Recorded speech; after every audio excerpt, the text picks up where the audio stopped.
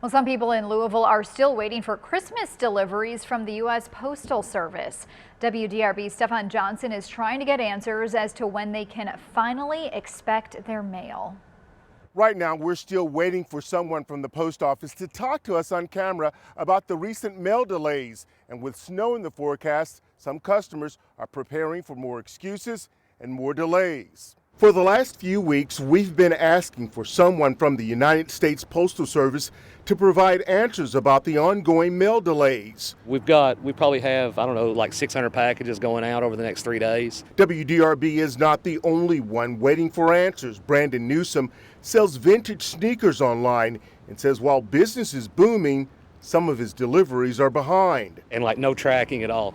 And stuff is, like being sent out and it's not getting scanned in, and it'll show up in Georgia, show up in Louisiana, with no scans. Last week, we talked to the president of the union that represents local postal employees. This goes back to where it all began, Christmas through the weather. Officials say the problem started with January's winter storms, but a union rep said employees were working overtime to get things back to normal. They've been having to work their butts off through all this gridlock that we had going on, but we've got to a point now where you can see the light at the end of the tunnel.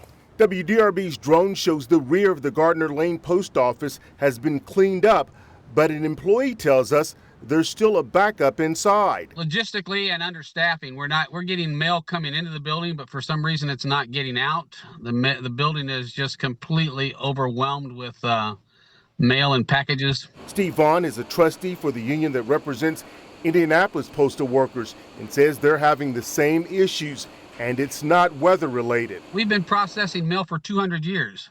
We used to deliver in the snow and the sleet and the rain. Remember, that was our motto. And despite more snow in the forecast, Vaughn says that should not cause problems. That doesn't stop processing mail inside a facility.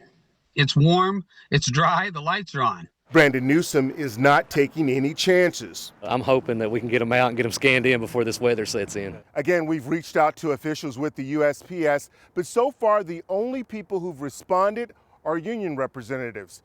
Stefan Johnson, WDRB News.